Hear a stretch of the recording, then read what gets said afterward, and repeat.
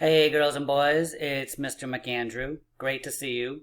So for today, what I would like you to do first is go back to slide 5, which has the plus one math games, which is from Monday.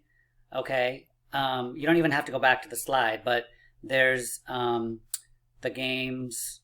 Here, you know what? I'll show you. So there's this game where you add addition plus 1 with the 10 frame.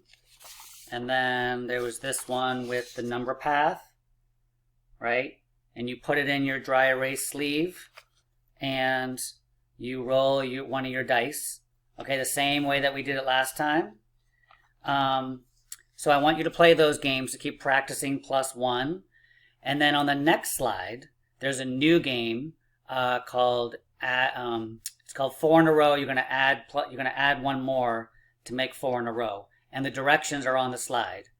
And the last slide for today has a cute little video of number blocks, which are on Netflix, talking about plus 1.